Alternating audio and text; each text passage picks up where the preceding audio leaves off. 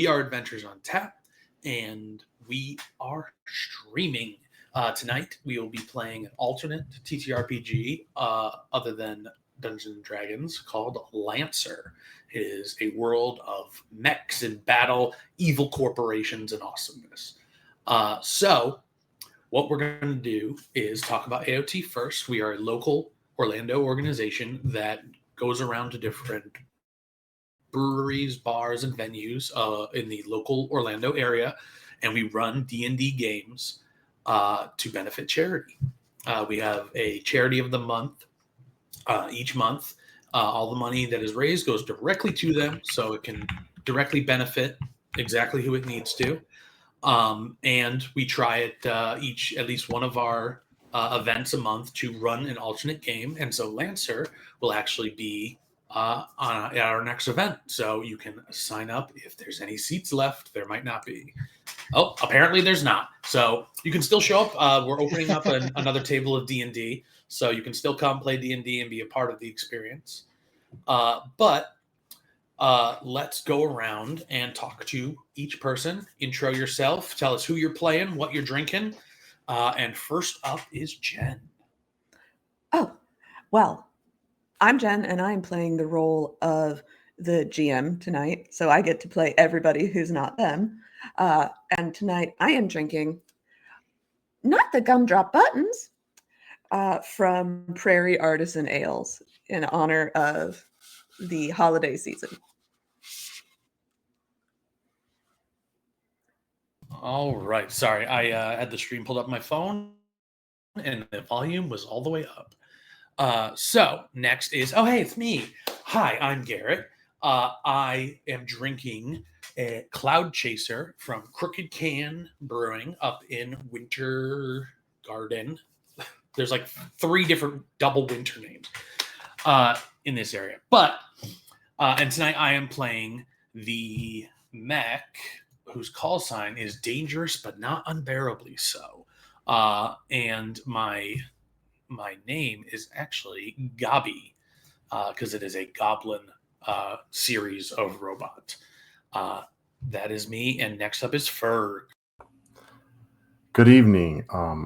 I have beer, but it's not on me. So next time I get a free moment, I'll go bring some back. But I'll have to figure out what I'm going to drink. I don't know yet. But it will be local, and it will be yummy. As far as what I'm playing tonight I am going to be playing the Kiss Goodbye, and my call sign is Razor.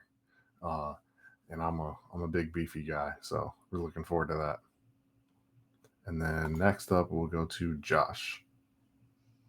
I'm Josh. Tonight, this first time playing Lancer, so I'm Hookup of the Century. Call sign is Daddy Shark, and I'm drinking Blood Orange Wheat Ale from Persimmon Hollow up in DeLand, Florida. All right, perfect. Next up, we have Ben. I am Ben. Tonight I will be piloting the Positive Deviants, which is an absolute fortress of a mech. And my call sign is Karkanos. And tonight I'm drinking not a Florida local, this is local to where I came from up north. It's Trogues Brewery's Mad Elf Ale. This is a fun story. The very first craft beer I ever had. And it is still one of my favorites. Very nice. And is that from Pennsylvania? Yes, sir. Very cool. And then last but not least, Mike. You are muted, sir. I have a mute button on my microphone that I forget to press. Thank you. My name is Mike. Good evening. Tonight I am playing a mech called Clear Realization. It is piloted by the call sign Rome. And tonight I'm drinking one of my favorite local brews from 12 Talons Brewery east of downtown on South Street. It's a red ale called She's a Bonnie Lass. Nice. All right. Sounds great. So you may know, you may not know, but it is tradition at all of our events and now our streams to give a toast at the beginning before playing any games. So if you'd like to join in, grab your beverage of choice, whether it be alcoholic or not, And on the count of 3, we're all going to say to adventure. Ready, everyone? 1, 2, 3. To adventure. Sure. All right. So if you've seen our alternate TTRPG streams before, you'll be familiar with this. But for those of you joining us for the first time, what we're going to do is we're going to run through a session 0 first, kind of teach a bit about how to play the game for us people such as myself who have not played before, kind of give you a lowdown on how it's going to go. And then once that is complete, we will go on to the full session. But for the meantime, we will go to our DM, Jen, for info on the whole game itself. Excellent. So tonight we're going to be playing Lancer, which is from Massif Press. And Lancer is a mech-based TTRPG, and it is set in the distant future. So I'm going to spend a couple of minutes giving you some background information about the world in which Lancer occurs, so that you know what Lancer pilots are really here to do. So, from our humble beginnings, humanity has spread out among and between the stars for thousands and thousands of years. We've set empty worlds and barren moons alight with civilization, tamed asteroids and gas giants, even built lives in the hard vacuum of space. We've taken root in our arm of the Milky Way. Life in its infinite diversity thrives and expands. Everyone across the galaxy lives a different sort of life. You have people who may have never left their home world. You have people who live in the core planets from the cradle of civilization. People that live in low gravity mining stations, blink stations set up across the galaxy, which allow for faster than light travel through blink gates, which sends you through, believe it or not, blink space. You cannot spend too much time in blink space, however, because it is a different dimension than ours. And if you spend too much time there, you might start to lose a little bit of your grasp of reality. Among the dissidents of blink space are what we call NHPs, or non-human persons. And they are extra dimensional beings that have come through to our space. And in the grand tradition of humanity, we've put them in little boxes and stuck them in our mechs and other accoutrements to be AI and help us pilot things better. As is tradition. As is human tradition. But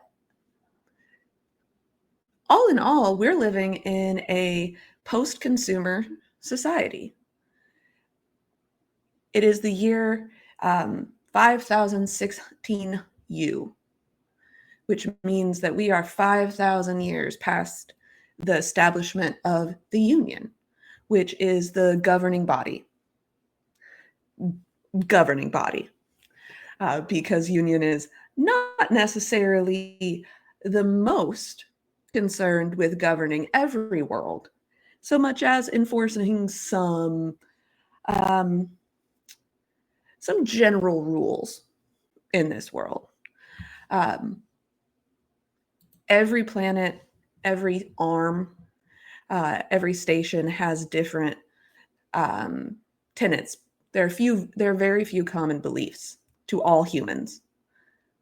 But there are 3 truths that everyone shares, and these are the utopian pillars.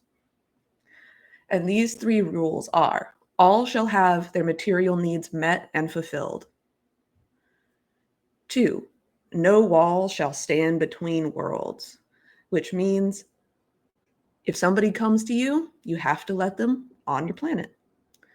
And number 3, no humans shall be held in bondage through force, labor, or debt. Notice it's no humans and not no non-human persons. As is tradition. As is tradition, yes. This galaxy is home to trillions. at the core of humanity's territory in these metropolitan worlds where Union has a solid grasp on these planets, there is a golden age. But outside of this newly won utopia, the revolutionary project continues. And you all, should you choose to play Lancer, are a Lancer, which means that you are an exceptional mech pilot among already exceptional peers. And you live in a time where the future hangs as a spinning coin at the apex of its toss. The fall is coming, and how the coin lands is yet to be determined. And that's where Lancers come in. Because anytime we're trying to enforce utopian ideas, there's always going to be those who, capitalism. They want to do a capitalism. Despite the fact that we are in a post-consumer society where everything can be 3D printed, including food, mech parts, cheaply and easily, as long as you have the license for it. And Lancer squads, the elite of the elite, are mercenaries for hire, usually through union. You have a union rep who manages your contracts. And the way you fulfill those contracts is up to you. And you may be asking, well, if this is a post-consumer society, why do I need money? Well, not every planet eschews money. And so you do your missions to earn new licenses for your mech so that you can upgrade them, and to earn something called mana. On the outer reaches of the Milky Way, planets don't have access, societies don't have access to as many of the material goods as you would in the metropolitan or core planets. And so you do use currency there, and you use mana to purchase things when you are away from the core planets. So let's talk about being a Lancer. When you're building your Lancer, you are going to start by building your pilot. Your pilot can come from anywhere across the galaxy. They can be a farmhand that harvests algae on an ocean planet. They can be someone from the cradle of civilization. They can be the only child of one of the trade barons. Your background and your motivations are up to you. And you can build your pilot with that in mind. You may be a celebrity. You may be a miner. It is up to you to decide who and where your pilot has come from. When you're building your pilot, you, with this in mind, pick skills that would apply to them. So if you were a farmhand or a miner, you might choose a skill trigger like apply fist to face, which does exactly what it says on the tin and allows you to have most excellent bar fights, which is how my characters usually end up. You may be a hacker. You may be working with the underground, and maybe you have word on the street as one of your triggers. These are skills that you are proficient in. And when you pick these skill triggers, you get a bonus when you roll to see if you've fulfilled them. So if you're in a fight and you want to apply fist to face, you roll your D20, add your skill trigger, and you get to see how good how effective your punch is.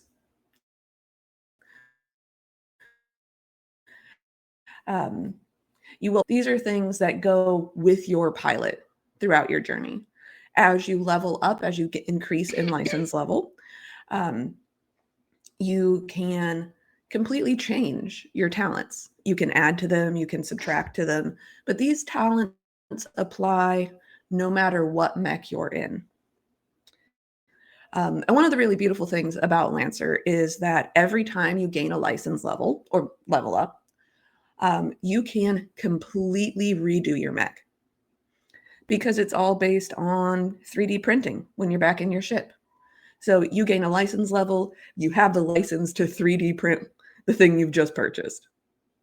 And there are up to 12 levels.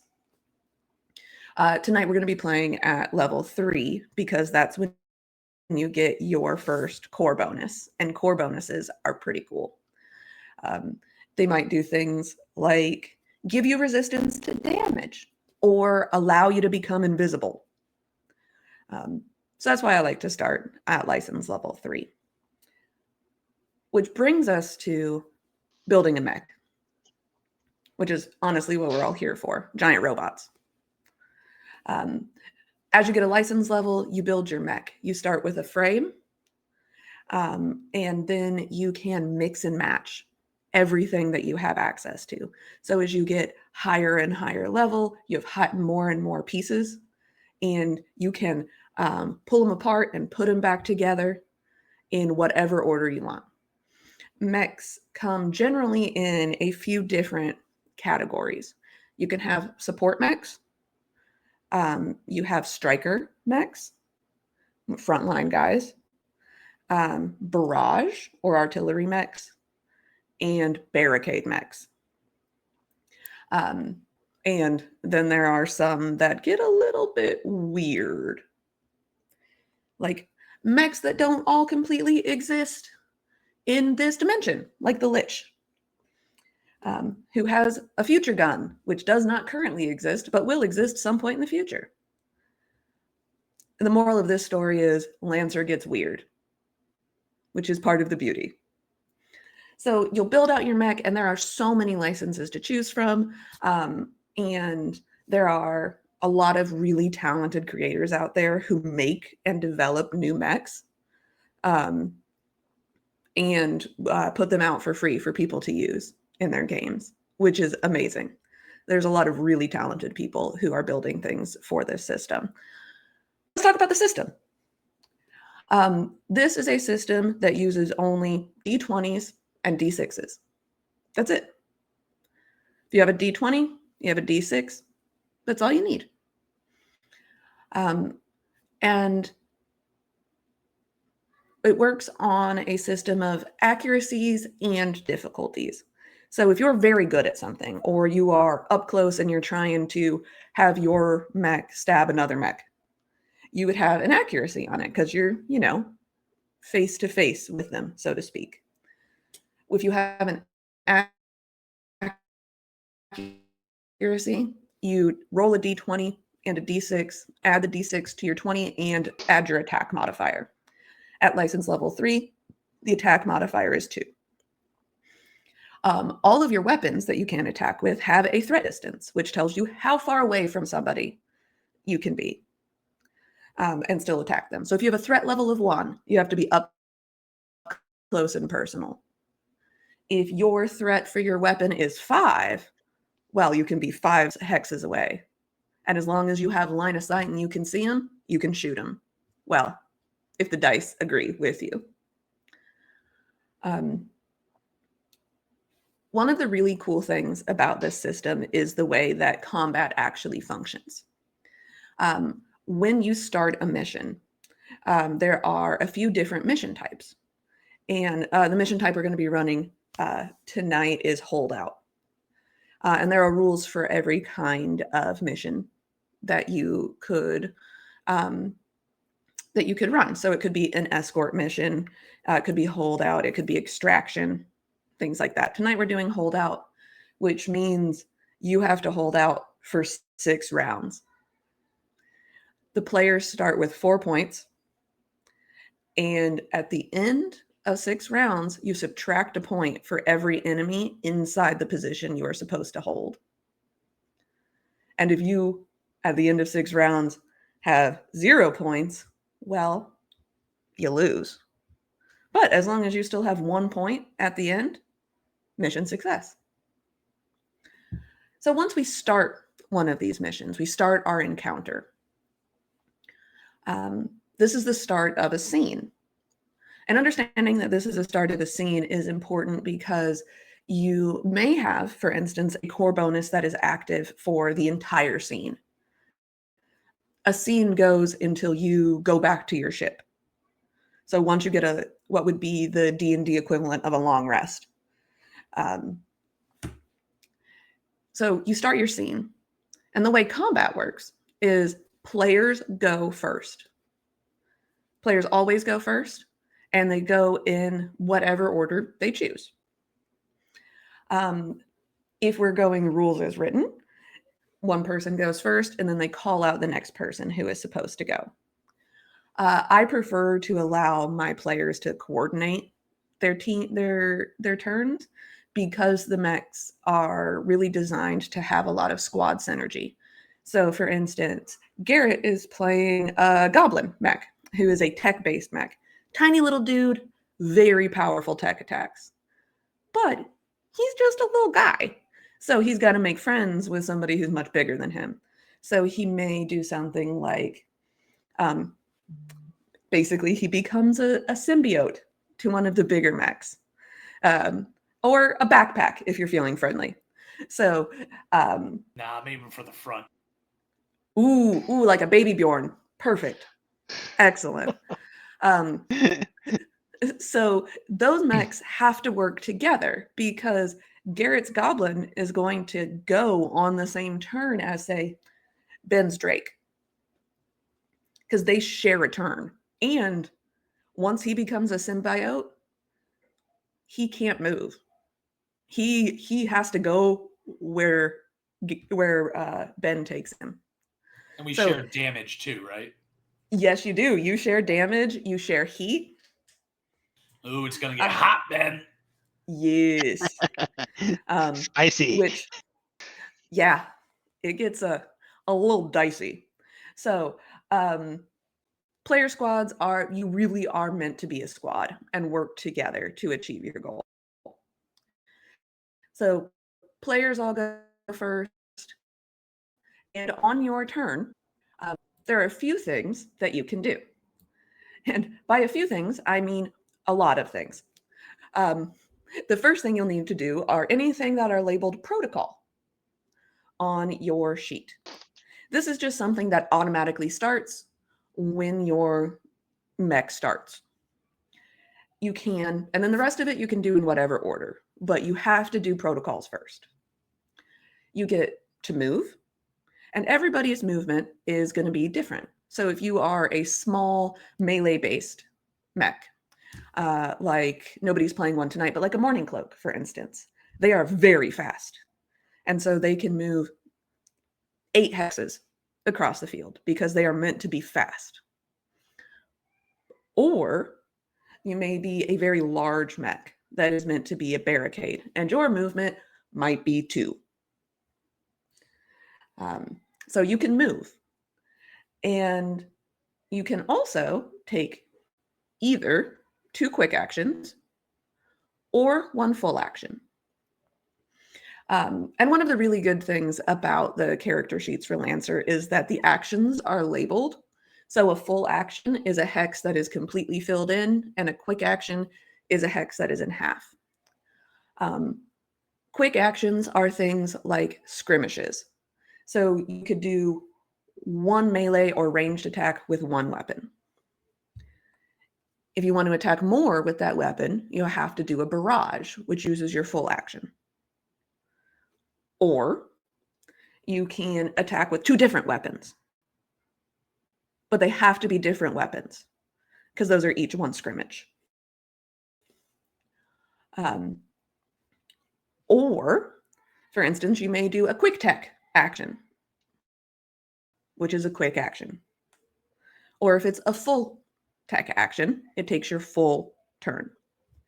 However, you can gamble and do more if you want.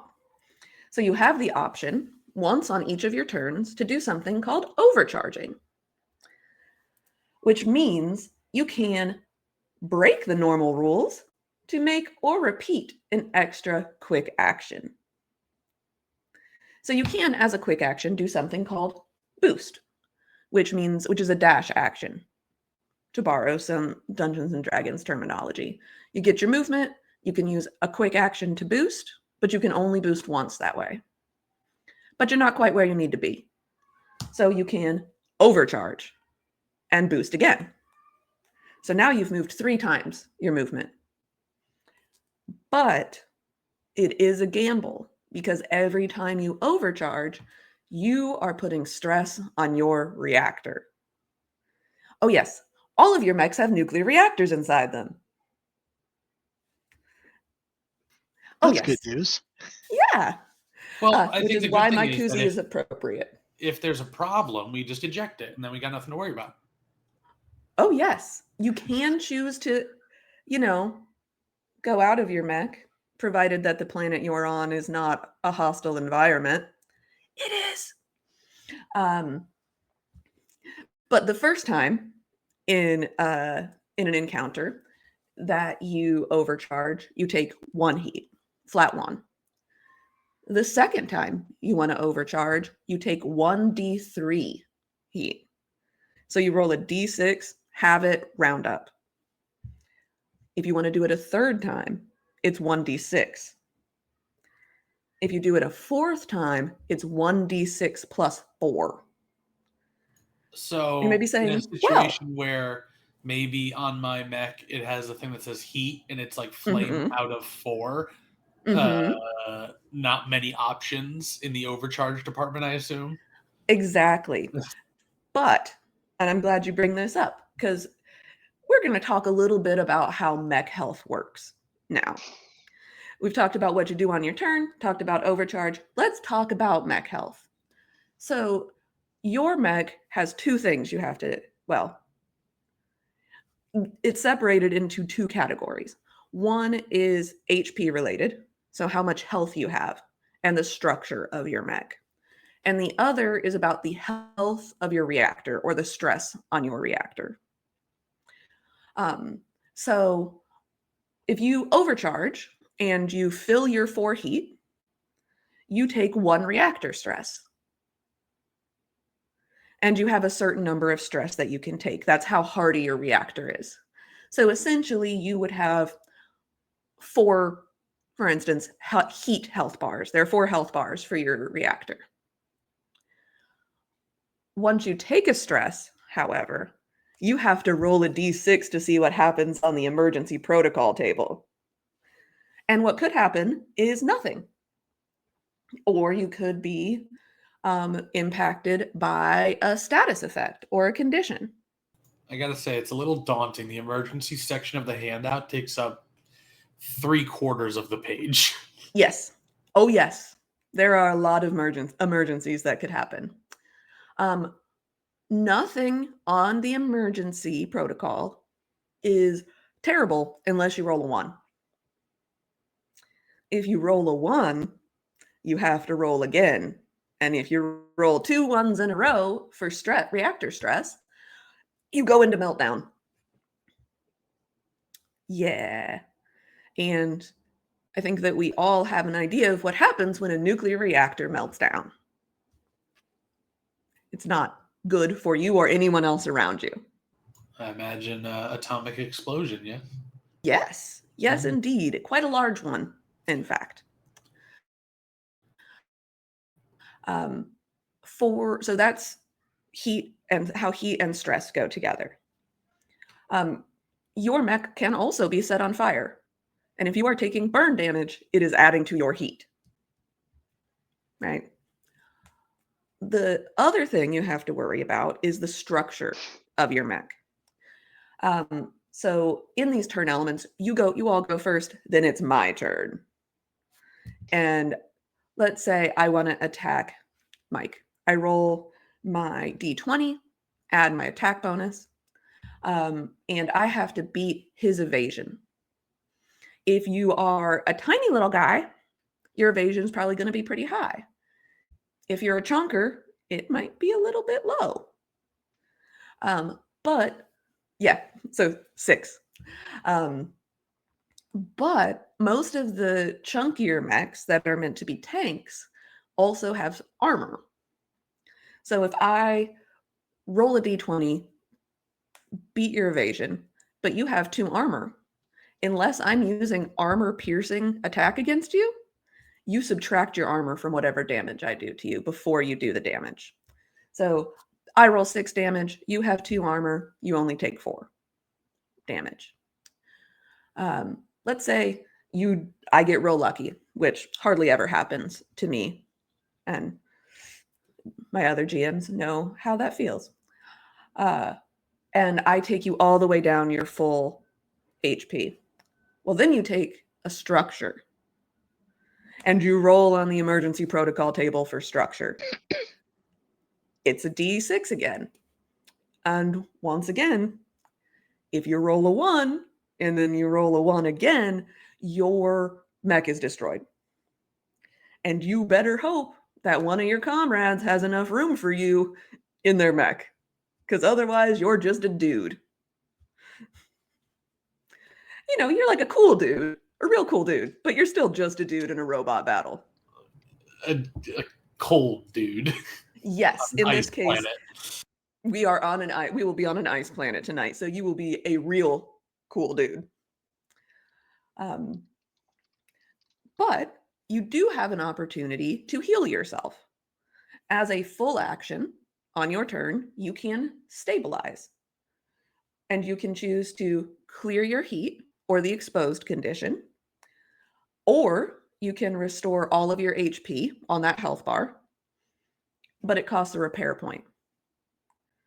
And you can also choose to reload any loading weapons. So if you're a big chonker and you've got heavy cannon, they do a ton of damage, but they have to be reloaded.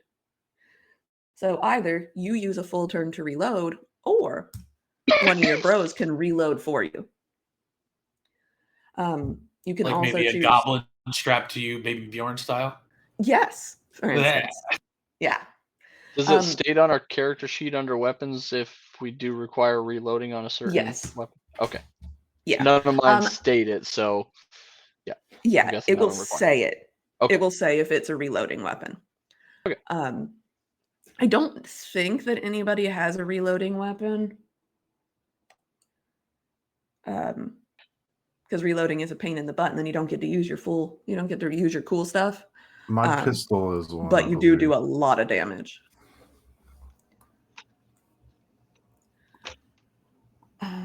Let's see. So that is how the health works. Everybody, so you get your turn, movement, action. So 2 quick actions or 1 full action, any free actions. You can overcharge. Everybody also gets 1 reaction per turn.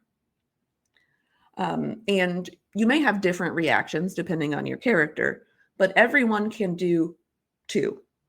Everyone can go into Overwatch, which means that it's basically an attack of opportunity. An enemy moves inside your threat zone, and you can get them. But it takes your reaction to do so. Or if you're hit by an attack, you can brace, which means that you have the damage. You gain resistance to the damage, heat, and burn until the end of your next turn. And until the end of your next turn, attacks will have difficulty against you because you've hulked out. Question. Yes. Are you able to overcharge for an extra react? No. Okay. Overcharges can only happen on your turn. Oh, and this is technically after my turn. Yeah, the react. Turn. Yeah, the react is during the whole turn, before it comes back around to you guys.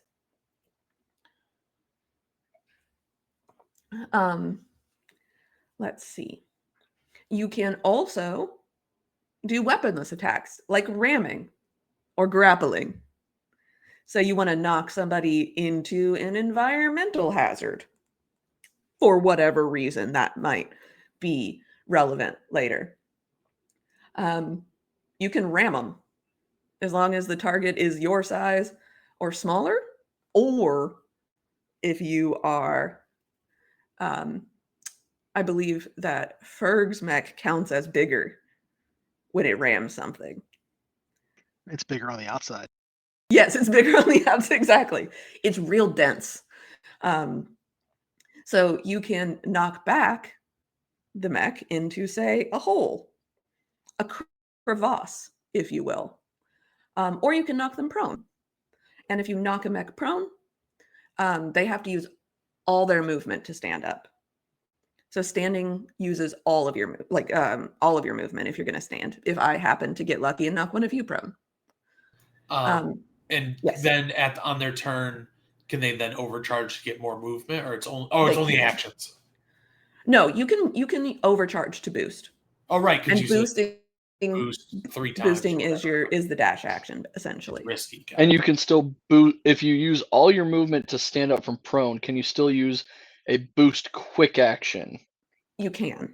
Without doing the overcharge, you can still do a Yes. boost quick action. You can. And then you can overcharge for a second, but you would only be able to do 2 actual movements. Yeah. Yes, exactly. Exactly. You can also do an improv attack if you'd like. So maybe you want to hit a mech with a smaller mech that's next to you. Why not? We're here to have fun. Please don't. I mean, I don't have a lot of health. No, that's true. You may be asked to do saves. In fact, you will almost definitely be asked to do saves. And you'll see at the top of your mech sheet, it says Hull, Agility, Systems, and Engineering. And those are the modifiers for your saves for those things. So, if I say, make me a hull save, you roll a d20, add your hull modifier, and if you beat my save, you're good. If you don't beat my save, you are not good. You also use the same thing for checks. So check would be against a base of 10. So 10 is the success threshold for a regular check. So it's a d20 plus whatever whatever I ask for. So give me an agility check. Say if you were hot dropped out of a spaceship, for instance. Don't know why anyone might be hot dropped out of a spaceship. I might ask for you to give me an agility check before you hit the ground. And if you roll above a 10, you land on your feet and you don't cause a big old crater. If you fail, maybe you end up a few feet in the snow. Who knows? There are also contested checks. So this would be if you were trying to grapple someone, for instance. You would do a contested check and you would both roll. And it would be a hull check in that instance. Because the hull is about the strength of the outside of your mech. There are so many rules for this. I'm only going to cover a couple more things, and then because some of it you just have to learn by doing it, because this is going to sound like a lot of gobbledygook until you actually try. But I do want to take a moment to talk about action rules and the weapons tags. So you have to have line of sight in order to perform something. Unless your weapon is tagged with arcing,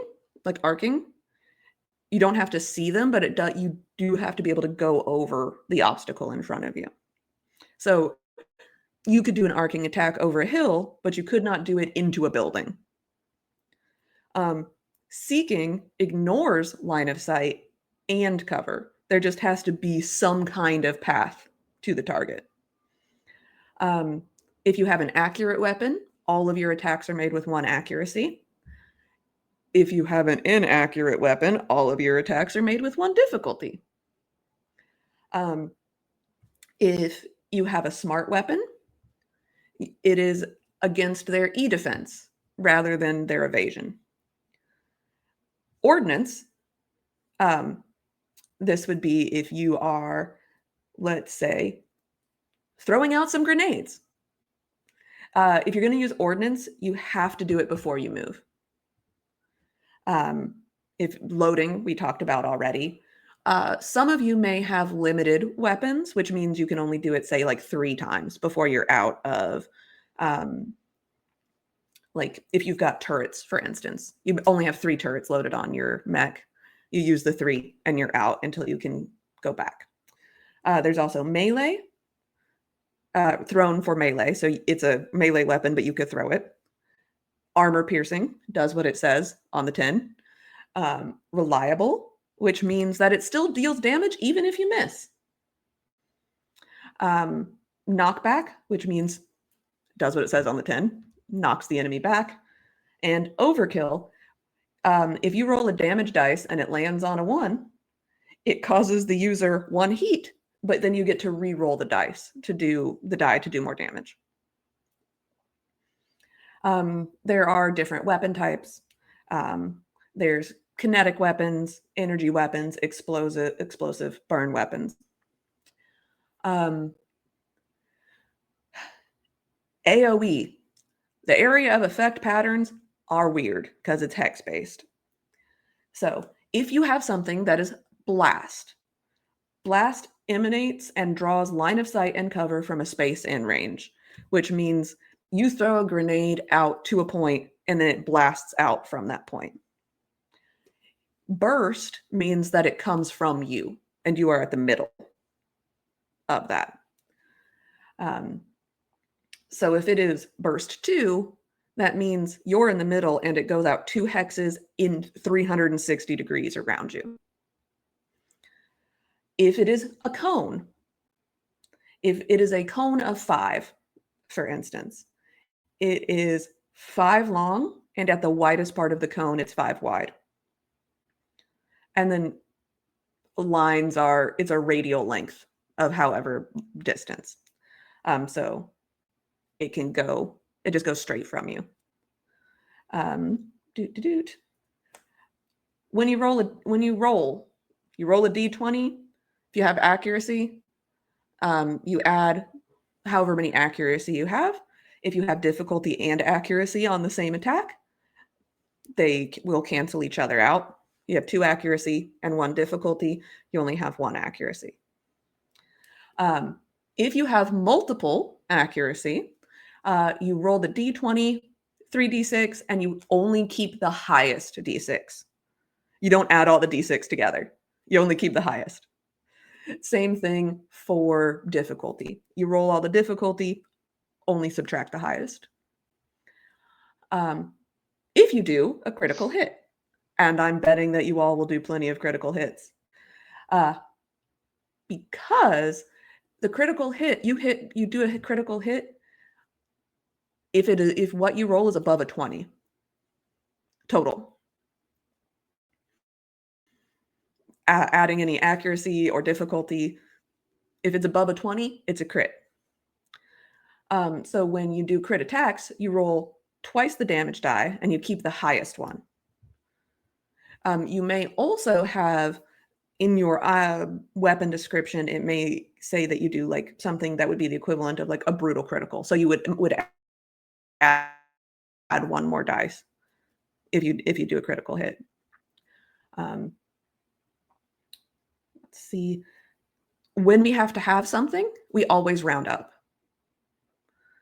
So if you have resistance to something and you take 11 damage, we're rounding that up to 6. And the same thing, I round up for my resisted damage also. So does that mean that you take 6 or you take 5? You take 6. You take 6, okay. Yeah, we round up. Okay. As my friend from my home group likes to say, bad guys round up, and we're all bad guys here. Seems like that kind of world. Yeah. Or galaxy. Yeah. The other things that you need to know before we can get started are about cover. Soft cover means that attacks against you have 1 difficulty. Hard cover, 2 difficulty. That's it. Cover works the way you'd think. It makes it harder for people to hit you. Let me see here. Action rules. we can cover any conditions and statuses as they come up.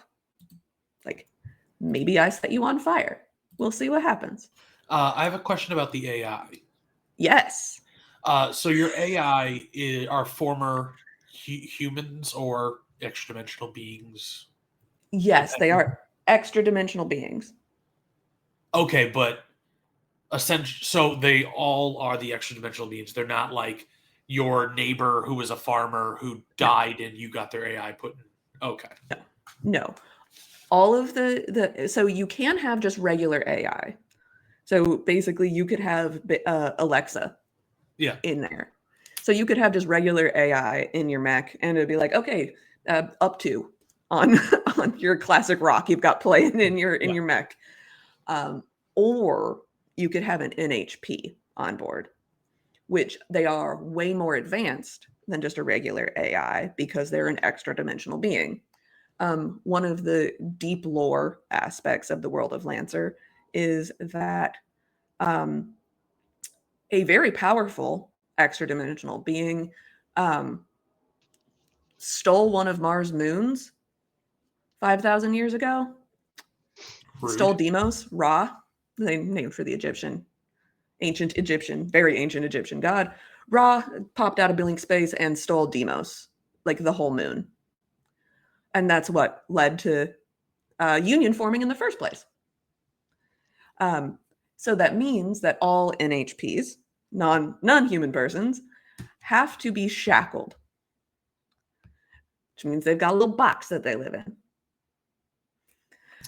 So is it likely that we get along with our AI because they're just like quote unquote normal people of their dimension, or do we Keep them maybe locked in the not get box. along? Well, that is really, generally speaking, up to the person. You can choose to have an adversarial relationship with your NHP, or you could choose to have a more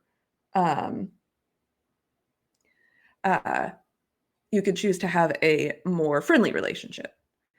But, and this is the big but, with having an NHP, it allows you to do a lot of really cool stuff.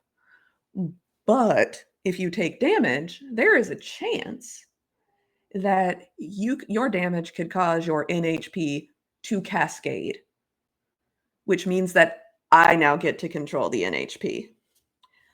And by that, also your mech. Gotcha. So that's something we might trigger if we're damaged too much. Mm-hmm. And you roll very poorly when we roll on the protocol table. Oh well, I'll saddle in. All right.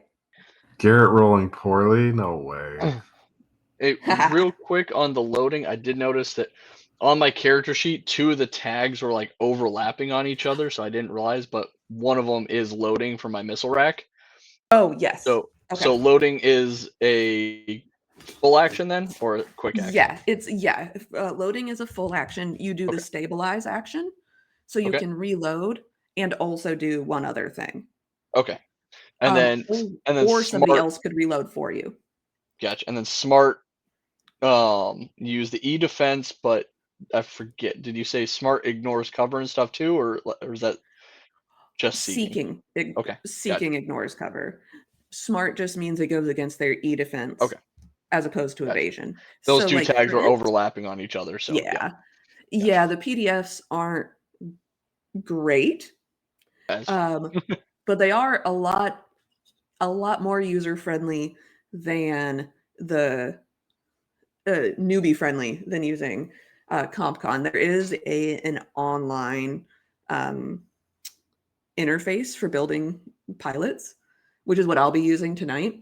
And it's a little complicated to get started with. It's super great once you know how to do it, but we would be doing the session 0 for another hour if I had to walk you through using CompCon. I just any picture it other hilarious. Yeah. My half size mech walking around with the missile rack on my back. So Pew, pew, pew, pew, pew. Yeah. Any other questions? All right. Dope. And just to be clear, when it says 1 time per round is just like round of combat? Yes. Okay. So a round is players go, You go, and bad it guys comes go. back to us. We can do that Yeah. same thing again. Okay. That's a second round. Invisibility. Mhm. Is that the same as cover, or how does invisibility work? Because I got invisibility. Yes. So if you are invisible, being invisible functions as soft cover because you are visually invisible, but unless it specifically says that you are invisible to sensors, they still have an idea of where you are. Yeah, it says whenever you boost or make a standard move, you project a holographic pattern around you. You count as invisible the next time you are attacked. You can only benefit from this instance 1 effect at a time. Yes. So if we go to conditions, statuses, blah, blah, blah, invisible. Here we go. So the situation rules, if you have the invisible status, so you would have the invisible status for the next attack against you, only one. Incoming attacks have a 50-50 chance to miss before the standard attack roll. So you can hide without cover. So when you're invisible, you can hide without cover, which would give me difficulty on it if you hide. Yep. And then before I can even attack you, I have to roll to see if I have an idea of where you are. Gotcha. And So then intangible would then be you can't be seen by sensors either. Yes, you ignore, pass through, and are immune to all non-intangibles.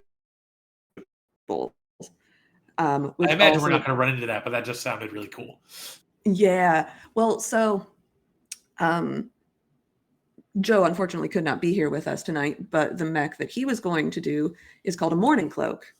And Morning Cloaks can pass through blink space, which means they can become intangible. But they also, if you're intangible, you also cannot interact with the material world. Another question in regards to invisibility and things like Overwatch.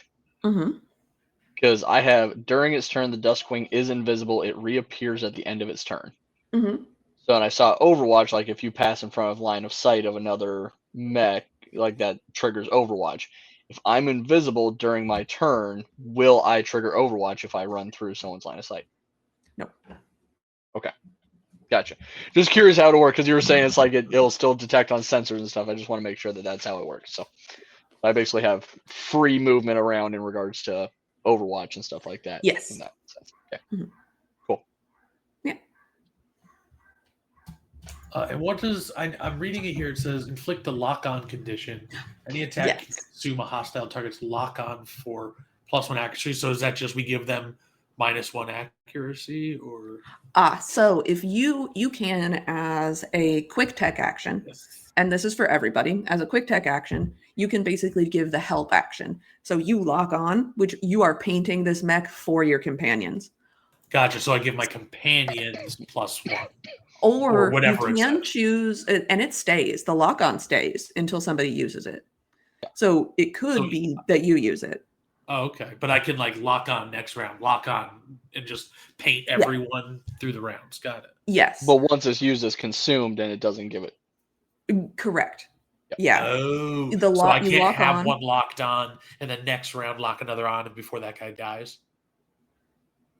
You can do that. It's just once someone attacks and uses your lock on and uses that accuracy that's given, it goes instance away. Of lock on is gone. Right, but you can lock on multiple targets. Okay. Yes. And if you want to consume a lock on, you have to announce it before. So you're like, I'm going to target this guy and I want to consume that lock on. Tell me, and then you get to roll with an accuracy. Gotcha. Can't be like, oh, I was off by 1. Hey, I locked on.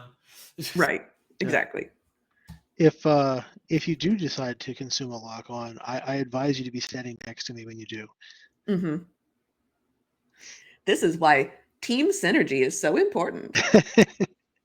Yeah, I got something about that too. So yeah. Right. Okay. All right. Is that the gist of it all?